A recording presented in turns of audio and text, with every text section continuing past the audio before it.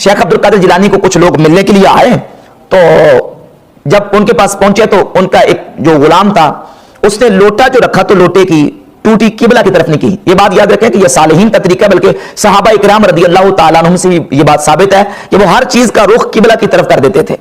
तो ये औलिया अल्लाह का तरीका और उनके आदाब और मुस्तहब्बात में से है कि जो भी चीज है उसका रुख किबले की तरफ कर दिया जाए।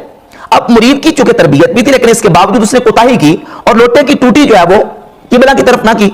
तो शेख अब्दुल कादिर जिलानी रहमतुल्लाह के पास जो बंदे आने वाले थे, ये किताब बहिज्जतुल असरार, जिसको मिर्जा साहब कहते हैं बहिज्जतुल असरार, बहिज्जतुल असरार जिसको पढ़ता है, ये बहिज्जतुल असरार में शेख शनूफी उन्होंने इस बात को 101 नंबर सफे पर इस वाक्य को बयान किया कि जब वो लोग आए तो उन्होंने लोटे की तरफ देखा और उस गुलाम की तरफ देखा।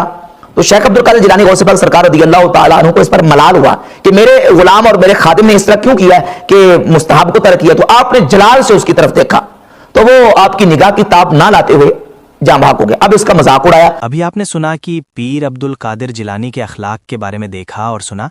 अब चलिए तमाम नबियों के सरदार हुजूर सल्लल्लाहु अलैहि वसल्लम के अखलाक और तालीमात कैसे थे।